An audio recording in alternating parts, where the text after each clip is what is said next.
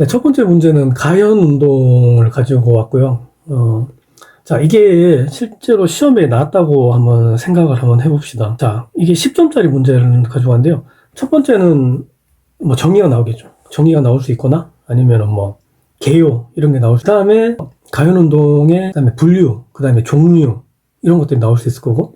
그다음에 세 번째는 예시가 올 수 있고요. 그 다음에 네 번째로 나올 수 있는 게 이게 지금 가연 운동으로 건설 현장에서 어떤 지금 문제가 있느냐, 그리고 그런 문제가 있는 원인은 뭐냐 하는 것들을 지금 또 대제목으로 가져올 수 있을 것 같고, 그다음 마지막으로 이런 가연 운동으로 인해서 발생되는 건설 현장의 재해들을 방지하는 대책에 대해서 나올 수 있을 겁니다. 저는 이제 그렇게 지금 문제를 파악을 했었고 그렇게 접근을 했었고요. 실제로 그렇게 시험장에 가서 답을 작성을 했습니다. 이제 본 문제는 120회 10점짜리 문제로 그때 나왔었고, 제가 지금 이렇게 작성을 해가지고 그 당시 21점을 맞았습니다. 자, 한번 좀 들어가 볼게요. 자, 정의로는 가현, 움직이지 않은 물체가 운동의 시지각에 의해서 마치 움직이고 있는 것처럼 보이는 현상이다. 이렇게 안 움직일 것 같은데 움직이는 것처럼 움직이지 않는데 실제로 움직이거나 움직이고 있는데 움직이지 않는 것처럼 보이는 이런 것 때문에 현장에서 지금 산업재해가 발생을 하잖아요. 지금 그런 거에 대한 정의를 적어줬고, 그 다음에 가연운동뿐만이 아니라 전체적인 큰 틀에서 봤을 때 운동의 시지각, 착각현상의 분류에 대해서 적어줬습니다. 저는 자유가라고 외웠고요.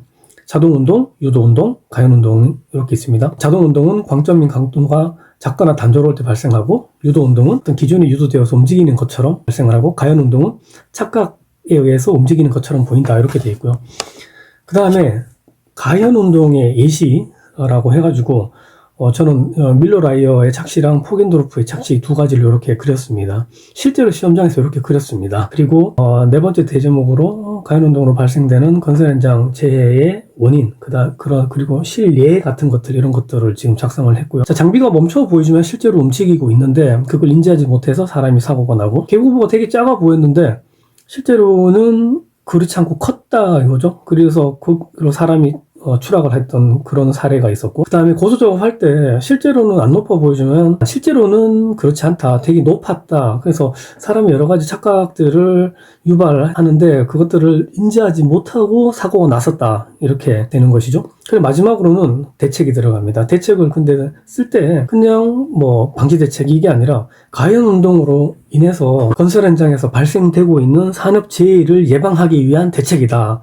저는 실제로 이렇게 대제목을 썼었거든요. 그리고 나서 이제 뭐 대책에 대해서 쭉 쓰겠죠. 작업 환경 개선, 그 다음에 3 대책, 교육적, 기술적, 관리적 대책, 그다음에 충분한 조명 조도 확보, 뭐 피로 회복, 주의력 집중 훈련, 충분한 휴식, 그 다음에 동기부여도 있고, 그 다음에 시설 개선, 지속적 정기적 교육, 건강 진단, 이런 것들이 쭉쭉 있겠는데, 여기서 썼던 거는 단지 이거에 대한 종류를 제가 그냥 쓴 거고요. 실제로 시험장 갔을 때는 이렇게 쓰지 않았습니다. 실제로 시험장 갔을 때는 저는 주로 3 대책을 메인으로 내세웠었고요. 3가 너무 식상하다 생각됐을 때는 4M도 대책으로 내세웠었습니다.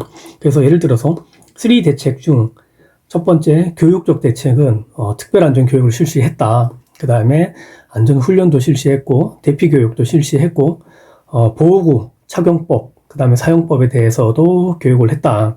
그 다음에 장비 사용하는 현장 같은 경우는 신호수 교육, 유도자 교육, 그 다음에 표준 신호 교육도 했다. 이렇게 해서 교육적 대책을 썼고요.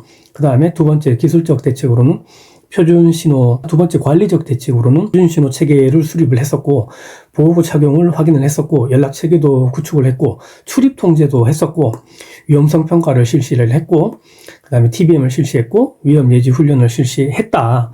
이렇게 기술을 했고요. 그 다음에 세 번째 기술적 대책으로는 각종 기술론적 안정화 방안 서술했습니다. 뭐 예를 들어서 장비에 대한 거면은 장비 디테일에 관해서 뭐 장비의 그 자체만의 고유한 그런 그 기술론적 대책을 서술을 했고요. 여기서 좀 더 나가서 저는 심리적 대책, 생리적 대책도 좀 서술을 했었습니다.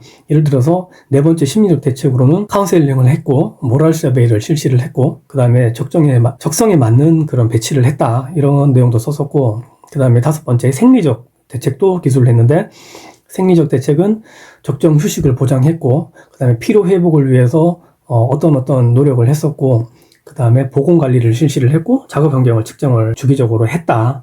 이렇게 됐고요. 그 다음에 마지막으로 기타 당 현장에서 적용한 추가 대책 뭐 이렇게도 써가지고 가벼운 체조 몇 그 다음에 에어로빅도 했었고 안전 음악 그 다음에 마음을 진정시킬 수 있는 음악 방송도 송출을 했었고 그 다음에 충분한 휴식과 수면을 하는 거에 대한 모니터링도 했었다. 이렇게 해가지고 본 문제 같은 경우는 1, 2, 3, 4, 5 5개의 대제목으로 기술을 했었습니다. 제 기억에 120회 10점 문제였었고 제가 21점을 받았었던 이런 문제입니다. 자, 이런 식으로 해가지고 제가 첫 번째 문제에 대해서 이제 여러분들하고 또 한번 공유를 했었고요.